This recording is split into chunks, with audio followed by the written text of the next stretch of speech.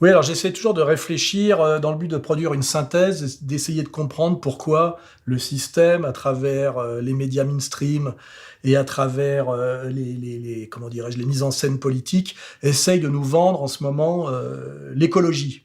Alors j'ai déjà expliqué depuis Comprendre l'Empire, ça fait depuis 2011, que le mondialisme avait besoin de s'appuyer sur l'écologie au nom de la lutte contre le réchauffement climatique pour justifier le nouvel ordre mondial, la suppression des frontières, puisqu'à un moment donné, on doit être dans une gestion globale de la planète, et donc les nations, au nom de la survie de la planète et donc de ses habitants, les nations doivent s'effacer devant un gouvernement planétaire dont l'objectif officiel prioritaire est de lutter pour la survie de la planète et de l'humanité. Donc présenté comme ça, c'est difficile d'être contre. S'il n'y avait pas la mer, et si on continue à salir la mer comme ça, nous, ça va causer notre perte. Parce qu'il n'y aura plus de poissons, du coup, il y aura plus de prédateurs à côté des mers. D'ailleurs, les pôles commencent à fondre, c'est vraiment pas bon. Alors imagine les pauvres bébés ours blancs, c'est trop mignon, ça ne peut pas mourir. Il faut se rappeler qu'au départ, ça démarrait avec Al Gore, qui avait été le rival à la présidentielle de Bush fils, et qui avait gagné, je crois, les élections. Et il avait été négocié en douce, il avait renoncé à contester l'invalidité de l'élection, il y avait eu un recomptage des voix, etc. Just moments ago, I spoke with George W. Bush and congratulated him on becoming the 43rd president of the United States. And I promised him that I wouldn't call him back this time. Et en fait, on lui avait offert, pour sa soumission et son silence, la rente de l'écologie mondialiste. Un vice-président des États-Unis sur la croisette, ce n'est pas courant. Un Américain qui va à pied de son hôtel au Palais des Festivals non plus. Un geste évidemment symbolique, il n'y a que 200 mètres. Mais Al Gore est venu présenter un documentaire sur les dangers de la pollution et le réchauffement climatique. Au lendemain de son échec contre Bush, Al Gore a décidé de sillonner les États-Unis avec une conférence diaporama pour sensibiliser les Américains au problème. 1000 conférences en 5 ans. Il faut se rappeler que ça a commencé comme ça.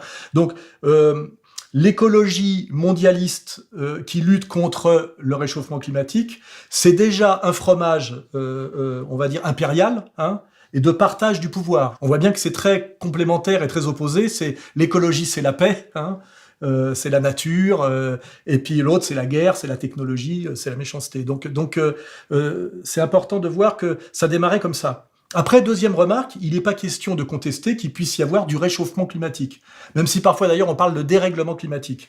Le problème de la thèse officielle du GIEC, c'est que c'est un réchauffement climatique dont est responsable l'activité humaine, et notamment à travers son industrie, c'est-à-dire en fait ce qu'on appelle son développement. Combustion du pétrole et du gaz, déforestation, agriculture intensive. Depuis la révolution industrielle, les activités humaines émettent de grandes quantités de gaz à effet de serre, principalement du dioxyde de carbone et du méthane. Ces gaz s'accumulent dans l'atmosphère et atteignent désormais des niveaux records. Donc, c'est là-dessus que porte le débat. Il est possible qu'il y ait un réchauffement climatique, puisque, je l'ai déjà fait remarquer plusieurs fois, il n'y a pas de règlement climatique. On voit bien qu'il y a des cycles, avec du froid, du chaud, il y a bien eu des périodes glaciaires. Et en fait, d'après les gens sérieux, ces variations climatiques qui sont sur des cycles dépendent majoritairement de l'activité solaire. En 1991, des scientifiques renommés de l'Institut météorologique danois décident de dresser une liste des taches solaires du XXe siècle et d'établir une comparaison avec les relevés de température. Ils découvrent ainsi un lien incroyablement étroit entre l'activité du Soleil et les changements de température sur Terre. On nous a dit, ok, mais ce n'est peut-être qu'une coïncidence. Alors comment prouver que ce n'était pas une simple coïncidence? La solution évidente était d'étudier de plus longues périodes ou des périodes différentes. Nous sommes donc remontés dans le temps. Le professeur Friis Christensen et ses confrères se penchent donc sur 400 ans de passé astronomique et cette fois encore ils découvrent que les variations de l'activité solaire sont intimement liées au changement de température sur Terre. C'est le Soleil, semble-t-il, et non le dioxyde de carbone ou quoi que ce soit d'autre, qui influencerait les changements de climat. Donc, il est possible qu'il y ait du réchauffement climatique, on voit bien qu'il y a des constats qui permettent de le penser, on voit bien qu'il y a une période, on va dire, de dérèglement climatique par rapport à des périodes peut-être plus stables, c'est ça qu'on va dire, mais de toute façon, il n'y a jamais eu de règlement climatique. Le dérèglement climatique est, la constante sur la longue durée, depuis la nuit des temps, et c'est vérifié par toute l'étude de ce qu'on appelle les âges et les ères, hein, et ça n'a pas de lien avec l'activité humaine. C'est ça l'idée. Ou alors un lien très très marginal. Il y a une figure dans le rapport du GIEC qui est la figure, je crois, 2,24. Cette figure nous montre quoi? Que la température n'a pas bougé depuis 20 ans. Non, elle a décru. Non, pas depuis 20 ans. Elle a décru avant, mais pas depuis longtemps. Depuis 20 ans, elle n'a pas bougé. Or, dans cette période de 20 ans, a été envoyé dans l'atmosphère 40% de tout le CO2 émis depuis le début de l'ère industrielle au 19e siècle. Où est la relation de cause à effet? Et puis alors à un moment donné de penser que le CO2 égale je sais pas quoi, l'empreinte carbone, machin, etc. Là on tombe dans de la fiscalité, à la limite de l'escroquerie, sur l'air qu'on respire. Et qui permet aussi, on l'a dit, par ailleurs, une tentative de contrôle politique sur des pays dont on veut empêcher le développement. Ça peut être par exemple lié au développement chinois, etc., etc. Donc c'est un sujet, comme d'autres sujets d'ailleurs, bien pourri, bien manipulé politiquement, et qui s'appuie comme souvent sur une tendance générale, c'est que les gens sont inquiets, on va dire, de l'évolution assez froide de la société industrielle hyper-technicienne, et ont effectivement un désir un peu de retour à la nature. C'est lié aussi peut-être au décor suburbain, hein, tout ça. Donc c'est assez malin, voilà, hein, voilà. Alors après, quand j'ai mis ce préambule en place, on voit bien qu'il y a eu une grosse offensive récemment avec la petite Greta. You cannot solve a crisis without treating it as a crisis, without seeing the full picture. You cannot leave the responsibility to individuals, politicians, the market, or other parts of the world to take. C'est qu'aujourd'hui, pour vous vendre que la planète est en danger et qu'il faut la sauver par la taxe carbone, c'est-à-dire par une fiscalité mondiale qui a été inventée, je crois, par Goldman Sachs, et qui est l'impôt ultime, c'est-à-dire l'impôt sur l'air qu'on respire, hein, l'impôt sur du vent, eh ben on nous met en avant une gamine de 15 ans qui en plus est autiste, Asperger, je crois, c'est-à-dire on peut dire, si on veut être un peu méchant, débile mental. You've called being on the spectrum your superpower. Why? Because it helps me see things in a way that others might not see, and it just helps me be different, which I think is a superpower where in a society where everyone is the same, where everyone thinks the same, everyone looks the same. Donc là, on nous colle une gamine de 15 ans qui insulte les hommes politiques des nations en leur disant « Vous avez gâché ma jeunesse ou mon enfance ». Yet you all come to us young people for hope. How dare you? You have stolen my dreams and my childhood with your empty words. Alors que c'est une fille à papa de pays nordiques, c'est-à-dire là où la couverture sociale, le niveau d'éducation est le plus élevé du monde, hein. C'est-à-dire que des enfants dont on a bousillé la jeunesse, on pourrait parler des enfants d'Irak, des enfants du monde arabe en ce moment, des enfants du tiers-monde, des enfants de Gaza, des enfants de certains pays d'Amérique latine. Enfin, on est dans une obscénité totale, mais il y a quand même derrière, il y a du concept, hein. Le concept, c'est l'écologie monde, avec derrière l'empreinte carbone, la taxe carbone, donc une fiscalité, et une enfant voit mieux les choses, ce qui a beaucoup à voir d'ailleurs avec des restes de pensée magique, hein, le chamanisme, la transe, etc.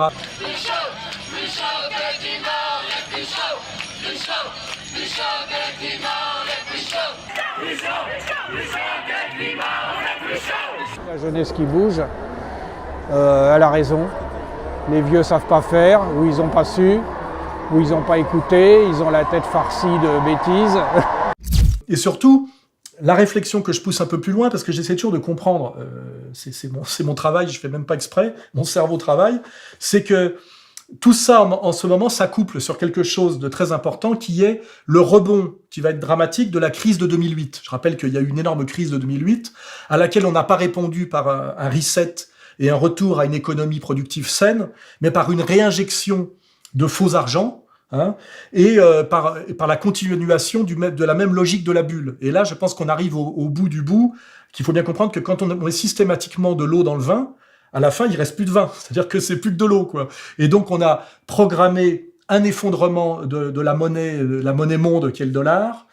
On a, à travers notamment les taux d'intérêt négatifs, le constat aujourd'hui d'une économie mondiale en contraction, C'est-à-dire que on est sorti totalement de la croissance et on est rentré dans la décroissance, d'où l'utilité de nous vendre de la décroissance comme choix politique écologique, alors que c'est en fait une fatalité de crise qui là renvoie plutôt à des analyses marxistes comme baisse tendancielle du taux de profit, problème de surproduction, etc. Donc on voit que tout ça se combine en ce moment. Le nouvel ordre mondial et l'oligarchie mondialiste est en train de se poser une question qui est assez dramatique pour elle, c'est de continuer à maintenir le nouvel ordre mondial avec une crise économique et financière monstrueuse qui va nous faire rentrer réellement en régression violente. Bien comprendre aussi que la logique capitaliste de la, comment dirais-je, du prêt systématique et forcé, c'est-à-dire la logique de la dette, implique pour rembourser le prêt la croissance continue. Et quand cette croissance, on ne peut plus la maintenir parce que le marché est saturé, eh ben on est dans des logiques de bulles et de financiarisation, c'est-à-dire d'approche, on va dire, kabbalistique de l'économie. Et tout ça va nous péter à la gueule bientôt, c'est ce qu'on appelle le reset obligatoire. Alors on sait dans l'histoire du capitalisme que ça arrive régulièrement, c'est le principe des crises et des sorties de crise par quelque chose qu'on va peut-être se prendre dans la gueule bientôt, qui s'appelle la guerre, c'est-à-dire on casse tout pour pouvoir recommencer. Donc là on voit bien qu'on est de plus en plus dans une logique d'avant-guerre, sur deux critères, c'est-à-dire nous vendre la contraction de l'économie, la régression économique qui va produire une violence sociale très importante, disparition de l'État-providence, etc., nous le justifier par l'écologie, c'est-à-dire nous allons renoncer quelque part au bienfait de la croissance et nous allons rentrer volontairement en décroissance, et c'est là qu'on voit le lien entre la décroissance, d'ailleurs depuis le Club de Rome, et l'oligarchie mondialiste. Ils vont habiller d'écologie une régression sociale et économique violente qui ne peuvent plus maquiller et masquer.